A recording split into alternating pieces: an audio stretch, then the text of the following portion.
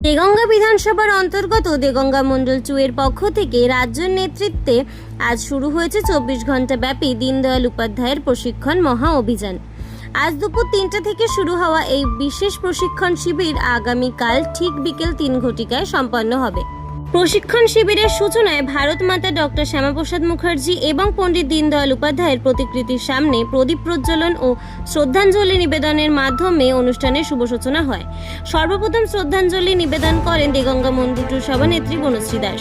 এরপর state council member Narayan Chandra Das, দলের লড়াকু নেতা সন্দীপ মহাশয়, দেগঙ্গা মণ্ডল 2 একজন জিএস সহদেব ভৌমিক মহাশয় এবং বর্গের প্রমুখ অমর মহাশয় এবং প্রাক্তন মণ্ডল সভাপতি সুমন্ত ভট্টাচার্য এবং অন্যান্য বর্গের লোকজনেরা।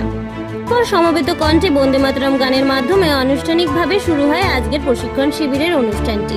পরে মঞ্চে উপস্থিত ব্যক্তিবর্গদের বরণ করে নেওয়া হয় উত্তরীয় এবং পুষ্পস্তবকের মাধ্যমে। প্রথমে যে মণ্ডল সভাপতি থেকে শুরু করে কাউন্সিল মেম্বার, বর্গের প্রমুখ, সাংগঠনিক জেলার জিএস দিলীপ মহাশয়, প্রাক্তন মণ্ডল সভাপতি সুমন্ত ভট্টাচার্য এবং দেগঙ্গা মণ্ডল 2 এর একজন জিএস সহদেব ভৌমিক মহাশয় এবং আরেকজন জিএস সুমন বিশ্বাস মহাশয়কে। এরপর বহুদিনের লড়াকু নেতা সন্দীপ মহাশয়, প্রাক্তন জেলা সভাপতি তরুণকান্তি ঘোষ মহাশয়কে বরণ করে নেওয়া হয়। বরণ পর্ব এখনো সমাপ্ত হয়নি।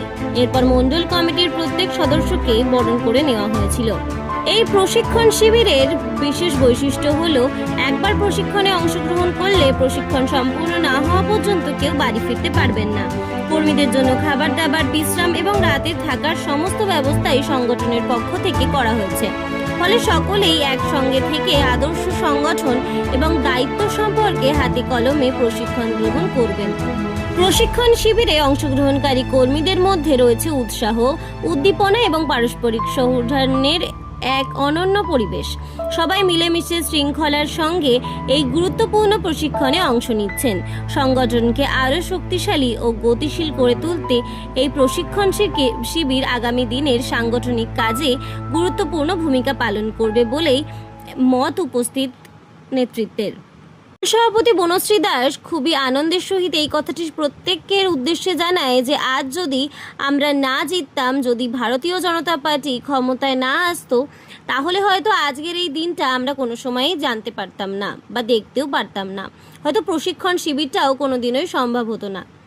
আগামী দিনে এর থেকেও বড় করে প্রশিক্ষণ শিবির হবে। দীনদয়াল উপাধ্যায়, শ্যামাপ্রসাদজি এবং ভারত মাতার সহিত আমরা আরও ভালো করে প্রশিক্ষণ নিতে পারবো তাদের স্বপ্নকে পূরণ করার লক্ষ্যে। ইতিমধ্যেই এখনো পর্যন্ত সরল অ্যাপে কিন্তু এন্ট্রির কাজ চলছিল।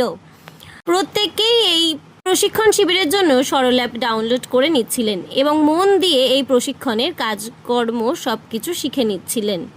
দেগঙ্গা মণ্ডল 2 এর এই 24 ঘন্টার প্রশিক্ষণ শিবির আগামীকাল বিকেল 3 ঘটিকায় সমাপ্ত হবে। ততক্ষণ পর্যন্ত চলবে বিভিন্ন বিষয়ভিত্তিক প্রশিক্ষণ, আলোচনা এবং সাংগঠনিক কর্মসূচি। ছিল দেগঙ্গা মণ্ডল 2 এর 24 ঘন্টা ব্যাপী দীনদয়াল উপাধ্যায়ের প্রশিক্ষণের মহা অভিযানের প্রথম দিনের সূচনা।